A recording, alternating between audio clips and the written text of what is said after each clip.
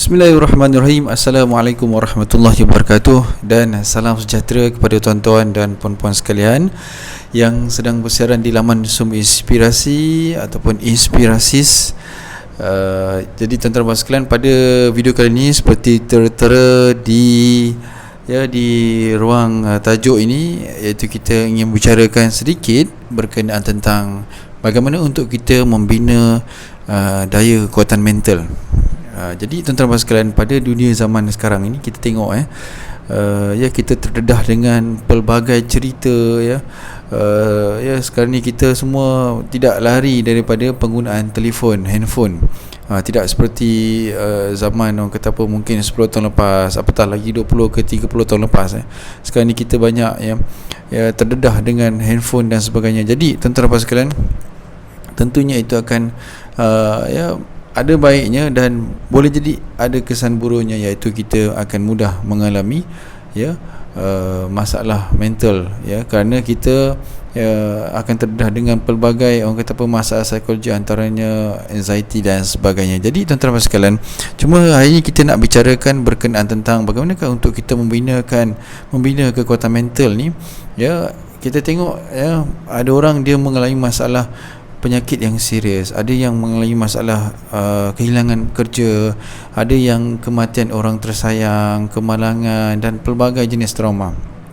Jadi bagaimanakah kita ingin menghadapi situasi sukar seperti ini, dan tuan-tuan dan sekalian, dan bagaimana untuk kita mengatasi ini, dia akan bergantung kepada bagaimana daya ketahanan mental, ataupun dalam istilah bahasa Inggerisnya iaitu resilient seseorang individu tersebut.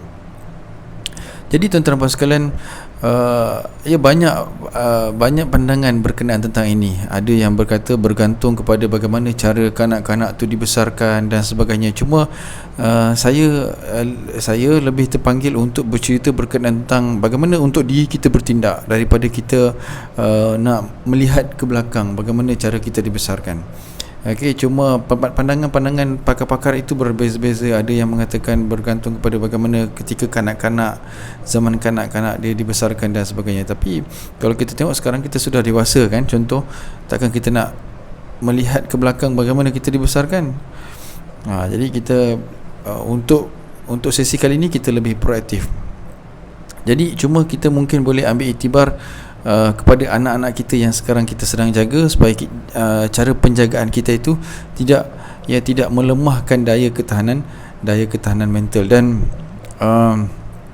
antara yang faktor utama yang kita boleh ataupun kita punya tindakan yang kita boleh lakukan kepada anak-anak kita, iaitu untuk membina daya tahan mental yang baik untuk anak-anak, iaitu kita perlu membina hubungan kekeluargaan yang berlandaskan kasih sayang, kepercayaan, serta kita menjadi contoh yang baik kepada individu. Itu akan dapat menaikkan ataupun meningkatkan daya tahan anak-anak kita, insya-Allah. Jadi yang kita faham sekarang ni, pentingnya untuk kita mempunyai keluarga yang stabil dan memberi dukungan ataupun sokongan kepada anak-anak. Jadi tuan-tuan sekalian, untuk perkongsian kali ini kita ambil lebih banyak pada tulisan yang karya daripada Dr. Firdaus Abdul-Ghani. Jadi kita kredit kepada beliau kerana berkongsikan tentang perkara ini. Jadi untuk kita membina daya ketahanan mental yang kuat, seperti mana saya sebut tadi, dunia sekarang ni kita terdedah dengan pelbagai cerita dan sebagainya, seperti masalah-masalah serius yang saya sebut tadi. Jadi bagaimana untuk kita membina daya ketahanan yang kuat menurut apa yang telah dikongsikan oleh Dr. Firdaus Abdul-Ghani ini. Jadi yang pertama, tuan-tuan dan sekalian, antara apa tindakan yang kita buat, iaitu kita perlu ada, pertama, penjagaan diri yang baik ataupun self care yang baik. Sebenarnya tuan-tuan dan sekalian, Allah SWT yang mengawal kita sepenuhnya. Tapi kalau dalam bab manusia, tiada siapa yang mampu menjaga diri kita sebenarnya sebaik diri kita sendiri, kerana kita tahu apa yang terbaik untuk diri kita daripada sudut kehendak, kekuatan, kelemahan dan sebagainya. Jadi kita perlu titik beratkan emosi serta keperluan diri kita. Jadi bagaimana caranya? Kita perlu libatkan diri kita dalam aktiviti-aktiviti yang yang bukan menyenangkan nafsu, tapi yang membuat kita rasa enjoy. Dalam masa sama merehatkan minda kita. Ingat, dia ada banyak skop aktiviti ni, tapi bukan semata-mata nafsu, tetapi untuk orang kata apa, untuk minda kita. Tapi dalam masa sama, kesihatan fizikal ni kita perlu titik beratkan.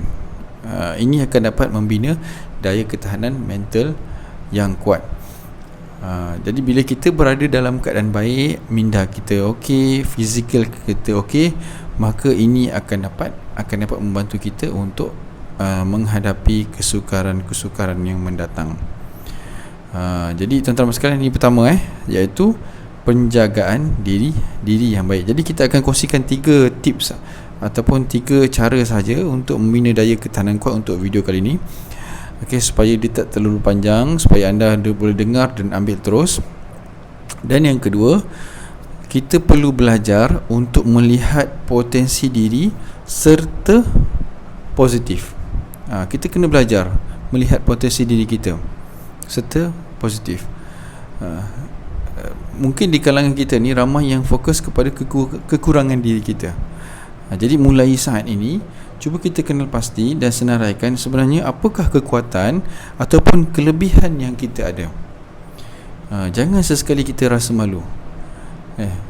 Mungkin bila kita melihat kepada kelebihan diri kita, ataupun kekuatan diri kita, seperti kita seolah macam masuk bakul angkat sendiri, tetapi ini adalah bakul kita.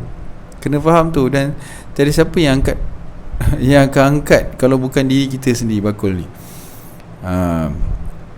Jadi bila kita fokus kepada apa kekuatan yang kita ada, kelebihan dan kekuatan dan kelebihan yang kita ada, insya-Allah ini akan menambahkan keyakinan diri kita dalam menyelesaikan sesuatu masalah. Pertama tadi saya ulang, okey, kita perlu ada penjagaan diri yang baik daripada sudut minda, mental kita dan fizikal kita. Kedua, kita perlu belajar untuk melihat potensi diri kita serta positif. Okey, yang terakhir untuk video kali ini, insya-Allah ada rezeki kita sambung lagi. Yang ketiga, kita sentiasa mencari peluang untuk memperbaiki diri kita, bagi membina daya ketahanan yang kuat untuk menghadapi masalah-masalah. Sebenarnya tuan-tuan dan sekalian, kita sebenarnya belajar untuk menghadapi masalah dengan lebih baik melalui apa? Melalui pengalaman-pengalaman yang kita sudah lalui. Dan tentunya pengalaman-pengalaman ini kadang-kadang bukannya daripada diri kita saja. Kita boleh belajar daripada pengalaman-pengalaman orang lain, sama ada kita baca buku ataupun kita bertanya dengan orang bagaimana kehidupan seseorang itu dia dapat lalui dan dapat melepasi ketika mana dia sampai pada titik sukar dalam kehidupan. Jadi kita boleh belajar kalau kita lihat pengalaman kita dan kita lihat juga pengalaman orang lain yang berjaya. Jadi bila dengan kita belajar untuk mengenali diri kita dengan lebih baik dan cuba untuk memperbaiki diri kita, maka insya-Allah kita akan dapat memperbaiki hubungan kita dengan orang lain. Dan dalam pada yang sama kita dapat meningkatkan kekuatan dalaman kita insya-Allah dan rohani kita insya-Allah bila mana kita menghadapi kesukaran ataupun ujian dalam kehidupan kita. Jadi tuan-tuan sekalian, bila kita ada tindakan seperti ini, iaitu kita sentiasa mencari peluang untuk memperbaiki diri, ini sudah pastinya akan memberikan kita daya ketahanan diri yang lebih kuat untuk menghadapi masalah-masalah ni. Ingat yang ketiga-tiga ini, iaitu yang pertama penjagaan diri yang baik, fizikal dan juga minda, mental. Kedua, belajar untuk melihat potensi diri. Okey. Yang ketiga, sentiasa mencari peluang untuk memperbaiki diri. Jadi buat masa ni tiga sahaja perkongsian berkenaan tentang bagaimanakah cara-cara untuk kita membina daya kekuatan mental yang lebih kuat dalam menghadapi cabaran, masalah yang mendatang yang semakin orang kata apa menekan di hidup kita kalau kita sedang mengalami masalah tersebut. Dan tentunya seperti dimaklumkan tadi, orang yang daya mental yang kuat, dia bukan tidak ada masalah, dia ada masalah, tetapi resilient, daya ketahanan dia yang bagus membolehkan dia dapat overcome, dapat mengatasi masalah tersebut. Jadi insya-Allah kita ke arah tu, tuan-tuan dan sekalian. Orang yang ingin memberi inspirasi ini ramai, jadi cuma anda perlu cari dan dekati saja, insya-Allah. Semoga dengan itu dapat memberikan kata apa, sinar dalam kehidupan anda untuk menjadi lebih baik, insya-Allah. Jadi sekian saja, saya Syazani Rosli di Inspirasis. Terima kasih kerana sudi bersiaran di laman Inspirasi Channel ini. Kami doakan agar anda sentiasa bahagia, berjaya di dunia dan juga di akhirat, insya-Allah. Kita jumpa lagi pada video akan datang. Sekian saja topik berkenaan tentang bagaimana untuk kita membina daya kekuatan mental. Kita jumpa lagi. Assalamualaikum warahmatullahi wabarakatuh. Kami doakan agar anda sentiasa bahagia, berjaya di dunia dan juga di akhirat, insya-Allah. Jumpa lagi.